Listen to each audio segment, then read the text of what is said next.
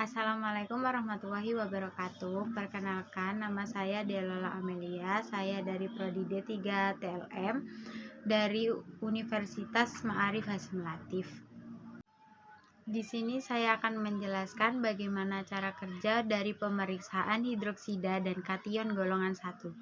Pertama, saya akan menjelaskan bagaimana cara kerja dari pemeriksaan oksidator. Dasar teori dari pemeriksaan oksidator adalah oksidasi adalah reaksi yang mengatomi peningkatan bidang oksidasi dan penulisan elektron. Dapat dikatakan bahwa oksidasi adalah reaksi di mana suatu zat mengikat oksigen oksidasi pada zat lain dan mengalami reduksi pada dirinya dan berkurang di bidang oksidasi. Berikutnya adalah alat dan bahan. Yang pertama yaitu papan penetes, yang kedua pereaksi dipenilamin, yang ketiga H2SO4 pekat, yang keempat larutan garam nitrat. Berikutnya adalah prosedur praktikum. Yang pertama, siapkan papan penetes. Yang kedua, teteskan 1 tetes larutan garam nitrat, ditambahkan tetesan larutan dipenilamin H2SO4 pekat, dan amati.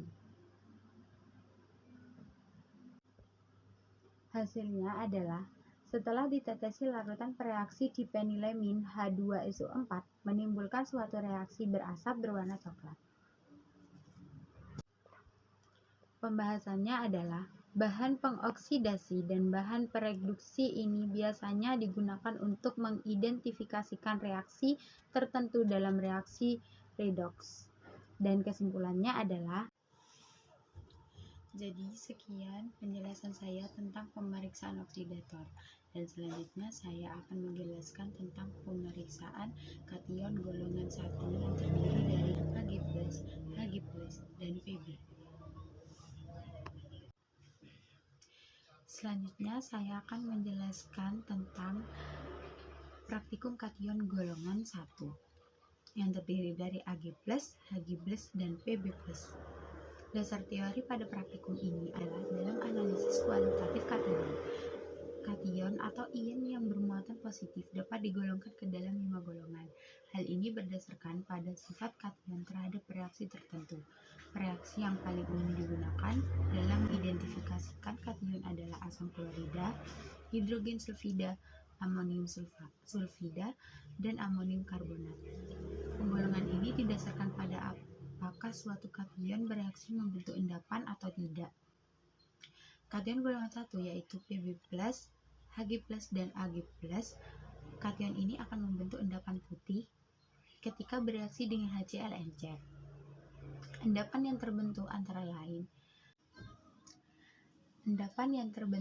lain PbCl2, Hg2Cl2, dan AgCl.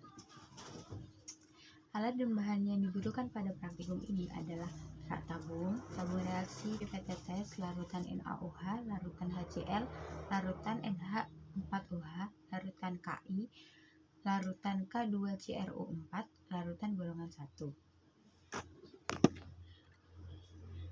Untuk endapan coklat larut.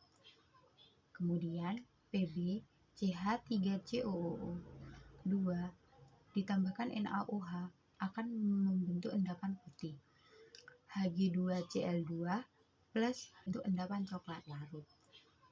Kemudian PbCH3COO2 ditambahkan NaOH akan membentuk endapan putih. Hg2Cl2 plus NaOH 1N akan membentuk endapan hitam.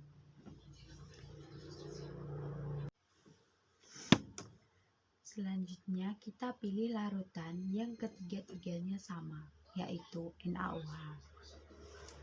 Pada tabung pertama, masukkan pereaksi golongan 1, satu tarikan pada tabung, kemudian ditambahkan NaOH sebanyak 3 tetes. Reaksinya adalah membentuk endapan putih. Nah, jika seperti itu, lanjutkan ke Selanjutnya pada tabung kedua, masukkan golongan 1, satu tarikan pipet, ditambahkan HCl dan NH4OH sebanyak 3 tetes. Reaksinya membentuk endapan putih tidak larut. Kemudian tabung ketiga, Masukkan golongan 1 tarikan pipet, ditambahkan larutan Ki sebanyak 3 tetes, reaksinya membentuk endapan kuning. Kemudian, pada tabung keempat, masukkan golongan 1 tarikan pipet, ditambahkan larutan KrCrO4 sebanyak 3 tetes, reaksinya membentuk endapan kuning.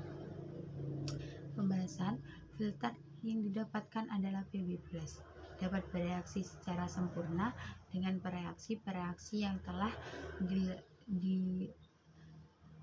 ditentukan, terutama pada Pb+, yang akan mendapatkan semua reaksi seperti yang telah diujikan dengan menggunakan larutan pereaksi berupa HCl, NaOH4, NaOH, Ki, dan K2CrO4.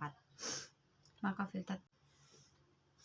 Kesimpulannya, jadi pada pemeriksaan ini perubahan larutan golongan 1 pada saat ditambahkan dengan HCl plus NaOH akan membentuk endapan putih yang tidak larut, sedangkan ditambahkan dengan NaOH membentuk endapan putih pada saat ditambahkan Ki serta K2CrO4 membentuk endapan kuning, menunjukkan bahwa kation golongan 1 terbentuk Pb+. Sekian penjelasan tentang praktikum pendahuluan dan kation golongan dari saya. Wassalamualaikum warahmatullahi wabarakatuh.